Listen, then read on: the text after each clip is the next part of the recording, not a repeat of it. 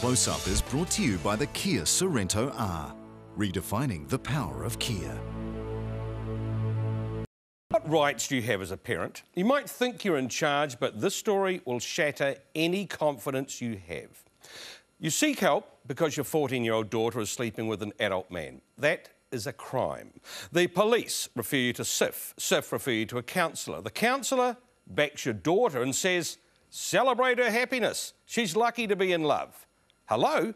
And there's no reason it can't happen again. Here's Jill Higgins. We miss her every day. Every day. They're mourning for their daughter.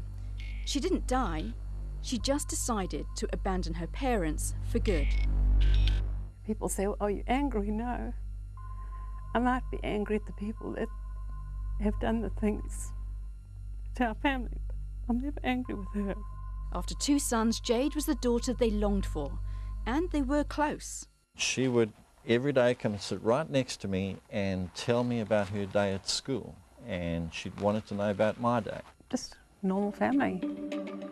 And as with most normal teens, they expected a bit of rebellious behaviour, but Then I just started to see things coming home with foreign underwear, and one of our sons said, "Have you seen this text? Can you wear something sexy tonight?" in her bedroom they found a pack of contraceptive pills. They confronted her, but she refused to talk. Our daughter was 14 years old, and she ran away. We found her eventually at 1 o'clock the next morning, and the police had helped us to search for her. They still felt they had to talk. This time she agreed. That's when she told us that she had been seeing an older man for about 6 months. Right or wrong, they kept a tab on her phone, which led them to a disturbing text. A nighttime rendezvous with her boyfriend and a work colleague of his for group sex. They picked her up just outside our house, and the two of them had sex with her that night. It's a crime. We knew we had to do something about it. Some people might say, rightly or wrongly, that this is a bit of a sexual experimentation for a girl who is maybe beyond her years. I'd say that's their opinion, and it's not their opinion that matters, it's the law that matters. They rang the police, who referred them to SIFs. We joined the Tough Love organisation. They appreciated that. But Jade felt trapped. She continued running away. She still wanted to see this man. She was starting to get quite aggressive. Your daughter's obviously very resentful of you at this time, but did you kind of expect that? I mean, you're stopping her from doing something she wants to do. We were desperate. The police case went ahead, and SIF suggested locally based counsellors for Jade. She thought that we should be thrilled that our daughter had found love at such a young age. We were sure that SIFs would realise that this is crazy. SIFs helped Jade move out for a month. Enter Steve, a private counsellor who the parents turned to, desperate for help. My first impression of the family is that there were 2 parents who were very loving, very committed, and very upset. He was less impressed by the counsellor. What do you make of her assessment? Philosophically and ideologically balmy. To come to that sort of conclusion that a criminal act against a minor was somehow an expression of love and romance, I almost don't have the words. Can you understand that maybe she was looking through the eyes of the 14-year-old? Yes, that would be a very dangerous place to look though, because a 14-year-old doesn't have the perspective of an adult. Jade moved back home. Her parents barred her from going out by herself and limited the use of her phone. It was a very difficult situation. What do? Do you lock them in, or do you let them just go? And our reaction was try and keep her in. I'd rather restrain her for her own safety. It came to Jade's 16th birthday. Out of the blue, she walked out, never to come back. I remember sitting there, and the last thing her shouting at me, "You effing B," and her brothers, I remember how gutted her brothers were, standing on the corner, begging her to please stay at home. Soon after the case against the 2 men came to court, both accused of unlawful sexual intercourse. Our daughter was only one of the victims. Police found a total of 5. But none would testify. The case was dropped. It wasn't over.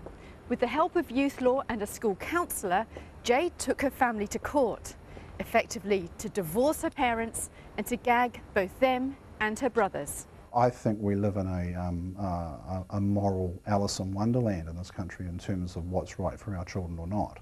We've robbed parents of the confidence to look after their children. And we've actually said, the authority is no longer yours. That's outrageous. Jade's new so-called family cut off all ties. We had to go through a lawyer every time we spoke to them. And obviously it's costly, and you can't, you know, 1,000 New Zealand dollars a time or whatever, it adds up. They did try to make contact with several people connected to Jade, and because of that, they got taken back to court and threatened with prison for breaking a temporary gagging order. It affects every aspect of your life. There were times when I would leave the office and go to a park and simply cry, not knowing what was going on with my daughter. It was all made worse by pictures they saw of Jade on the net. And this was during a time that she was at school. Then, days before Jade's 18th birthday, their case was finally heard, the judge finding no reason to silence the parents. We won the court case, but we lost our daughter. And aiding and abetting that loss, they believe, were the government agencies who should have been protecting her. So could this happen to anyone else? We have two experts with the answers standing by. But first, Jill Higgins is with me. And Jill, you had an extraordinary phone call today. Well, I did. Now, we've been in touch with the daughter over the past few weeks while we've been researching the story, and she's made it very clear she didn't want to be interviewed because she didn't want to drag up the past, understandably. But today she rang because she wanted to make a few points clear. One is that since leaving home, she's made a good life for herself, got herself through university. The other, perhaps more importantly, is that she's never seen herself as a victim in this. So she consented to any of the sexual activity, and that's why she says she didn't want to testify in court against these men because she felt it was unfair. Question, of course, about how much consent you can give at 14, but what about her parents? Did she have any message for them? She did. She said that, like them, she feels that she has always wanted to be reunited with them. She says that that's always been the case, but on one condition, and that's that they don't continue with the campaign, I guess, to right the wrongs that they feel they've suffered. Now, that seems to be the sticking point. Both parties saying they want to be reunited, but this is standing between them. And we'll keep an eye on that. Jill Higgins,